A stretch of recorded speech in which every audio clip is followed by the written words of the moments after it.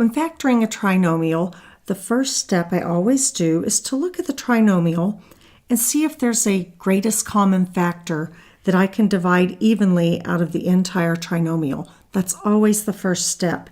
And anytime I see a leading negative, I know, yes, I have to at least divide out my -1. When I look at everything else, that's the only greatest common factor I've got. So I'm going to go ahead and divide out, before doing anything else, I'm going to divide out -1 from all three of my terms. So what that leaves me with to work with is my -1 is divided out, and then I've got, that really just changes the sign of everybody. 7x squared plus 24x plus 9. Now that I've taken out my greatest common factor, what's left inside my parentheses, this is where I'm getting my A, my B, and my C. So looking at my A, it's going to be the 7. My B is going to be the positive 24. And my C is the positive 9. Now that I have my A, B, and C, I can figure out my X puzzle. It's always A times C on top and B on bottom. So A times C, 7 times 9 is 63. And on bottom I have a B of 24.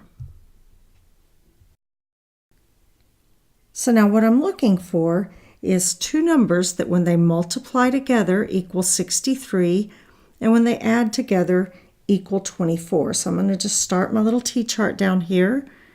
I'm looking for 63. So I know I've got 63 times 1. 2 doesn't go into it.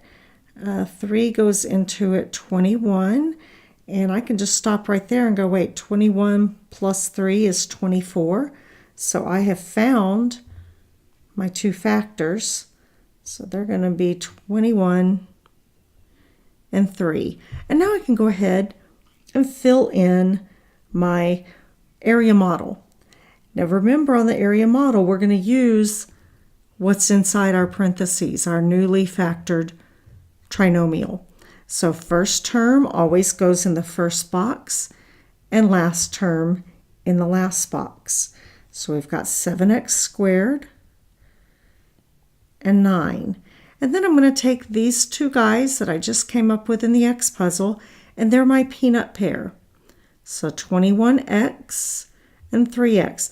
Big thing I see students forget when they first start this is to put the x in their peanut pair. That always needs to go there. And now we're just going to factor it like we always do. We're going to find our greatest common factor on each row and on each column. So starting on the very first row, I can take out a 7x, that's my greatest common factor on the first row. And on the bottom row, I've got a 3.